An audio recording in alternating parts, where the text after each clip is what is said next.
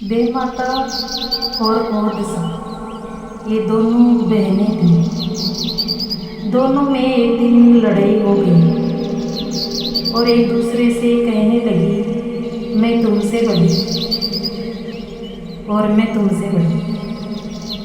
बेमाता ने कहा, तुमसे बड़ी तो मैं हूँ और मैं तेरा भाग्य भी देख रही हूँ। ओडिशा ने कहा, तो बता फिर मेरे भाग्य में क्या है। बेमाता ने कहा, तेरे भाग्य में लिखा है तू अपने ही पुत्र से विवाह करेगी। ये सुनकर ओडिशा कहने लगी, मैं तेरी बात नहीं मानूंगी और मैं किसी पुरुष के संपर्क में नहीं आऊंगी और नहीं पुरुष को कभी देखूंगी। तो फिर मैं देखती हूँ मेरा विवाह अपने ही बेटे से कैसे होता है।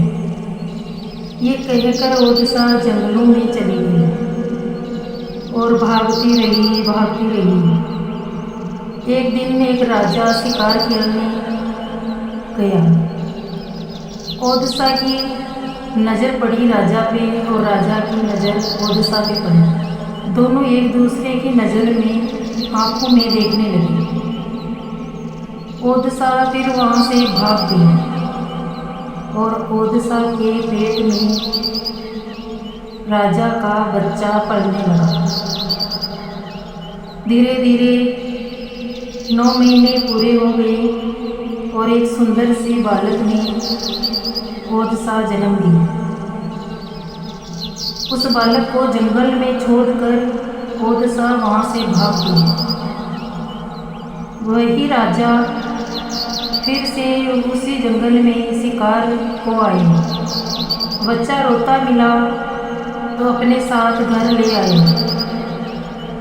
बच्चे का पालन पोषण किया और बच्चा बड़ा हो गया, बहुत ही सुंदर सा राजकुमार। एक दिन राजकुमार उसी जंगल में शिकार खेलने गया।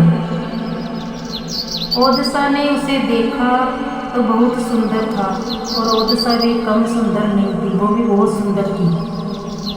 दोनों की नज़र मिली और दोनों में प्रेम हो गया और फिर दोनों ने विवाह कर लिया।